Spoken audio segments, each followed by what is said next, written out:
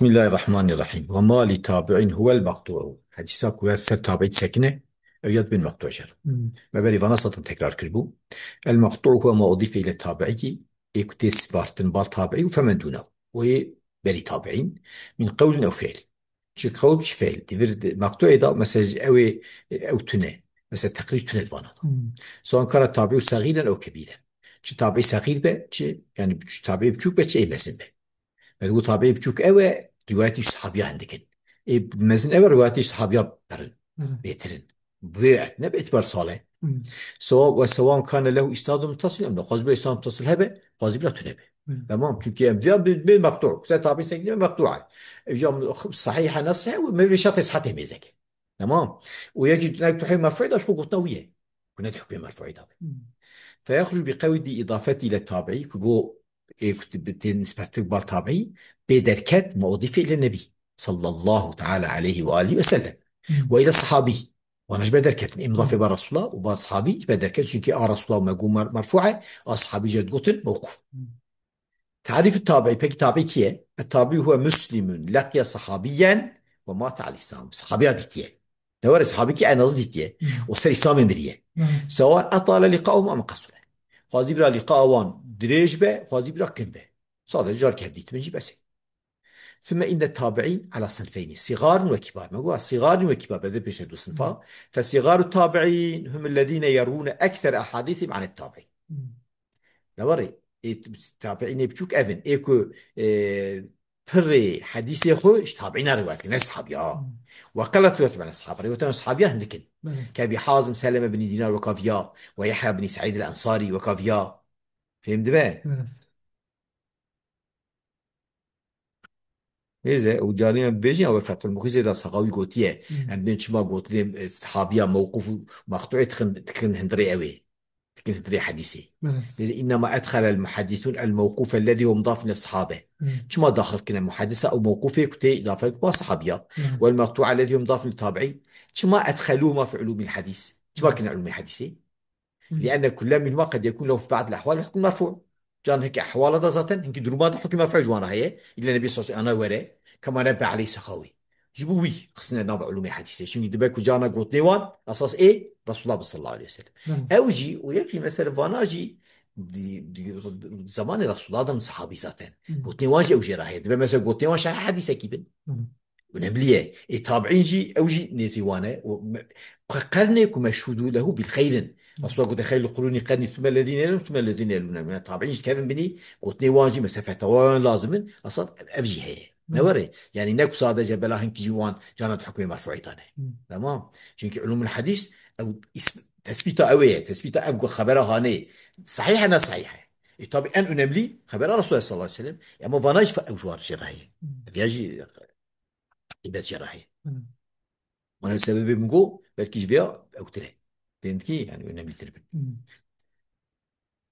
واحد بن سعيد الانصاري مجو واما كبار التابعين كنا فهم الذين يروون اكثر احاديث عن الصحابه بريس حسي الصحابه روايات وقالت روايات عن التابعين تابعين هندك كسعيد بن المسيب وقيس بن ابي حازم وعبيد الله بن عدي بن الخيار ونحوه.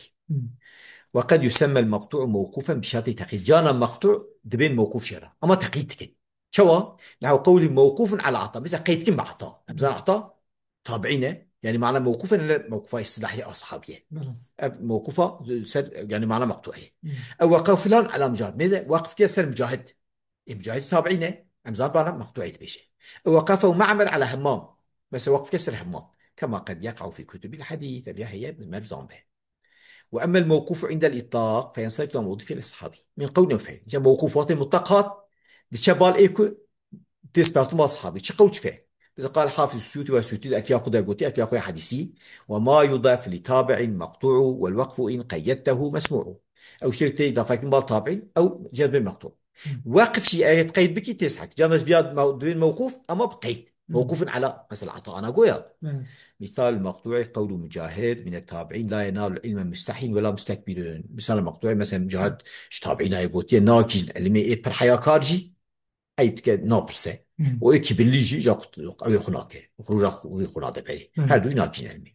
وقول مالك من تابع التابعين مالك تابع التابعين هاي إذا ودع أصحابه وطيب شفاله خاطر تخست اتقوا الله توش خضاب ترسن وانشروا هذا العلم بعلم بلابكن وعلموه بعلمين ولا تكتموه أو نكد ذا نشر.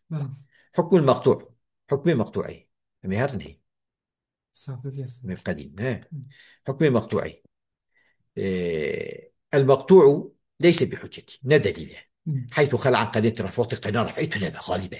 أما إذا وجدت قرينة تدل على رفع إلى النبي صلى الله عليه وسلم وقت قرينك هبك دلتك فيها رسول الله فله حكم مرفوع وإيش جمع الرياض حتى يمسك. كما أنه إذا وجدت فيه قرينة تدل على وقف على الصحابة شو مثلا قرينة كابة دلتك موقوف الصحابية فلا حكم موقوف حكم قوتنا صحابي طيب قوتنا صحابي سن قوتنا تابعين رانا فايدوان هنا.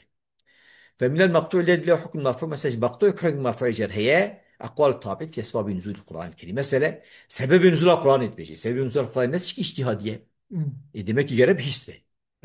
وكذلك أقواله فيما لا مجال للريف يجب وانت تشتي نابع نمحل اجتهادية مما لا يمكن أخذه إلا عن النبي صلى الله عليه وسلم شيء ورنا نمكن مربك أنشق رسول الله صلى الله عليه وسلم. فجميع ذلك في حكم مرفوع المرسل بناتف بحكم مرفوع المرسل شكي الصحابي سكنا كنا لكن كنا نيجي على ذا كاتبين. وأما قول التابع من السنة كذا كان تابع ده السنة فلان السنة فلان السنة سنة كيه. فقد صح الإمام النووي في شرح مقدمة صحيح مسلم صحيح مسلم ومن النووي شرحه هي المقدمة إذا قلت أنه موقوف متصل قلت موقوف متصلة يعني موقوف يعني سنة صحابية. ونقل عن بعض الشافعية القول بأنه مرفوع مرسل. جاء إمام النووي الشافعية جي نقل كيه قلت أساس مرفوع مرسل يعني سنة رسول الله وجهه نسنة الصحابية. والصحيح العراقي أنه موقوف صحيح العراقي تصحيح كيه قلت موقوفة. واحتج على ذلك دليل آنية بأن التابع كثيرا ما يعبر بالسنة عن سنة الخلفاء الراشدين. قلت شنو تابعين يعني العراقي دليل أخوانية قلت وقت بين سنة الخلفاء الراشدين قصدي يبوشي وموقوف. وإذا قال التابعي أمرنا بكذا تابعي بيجي أبغى تعمل كلام فيها ونحوه فهل يكون موقوفا أو مرفوعا مثلا ذي وكأصحابيا حكم موقوف بحكم مرفوع ده في احتمالات دي أبي حامد الغزالي إمام الغزالي دي احتمال يهنا ذا ولم يرجح واحدا ترجيح نكليه قلت هذا احتمال قلت ورشته. قال الشيخ زكريا الأنصاري لكن يؤخذ من كلام ذكره الغزالي بعد ذلك أما دبيت تيجي تنش كلامك وخزالي بشاس كذا ترجحه أنه مرفوع مرسل ترجح مرفوع مرسل çünkü أميرنا أمير رسول الله نبيه نعمل صحابي نوري يعني ترجحه كذا يعني مرفوع حكم مرفوعي مرسل ده مفهوم. وآخر دعوانا أن الحمد لله رب العالمين.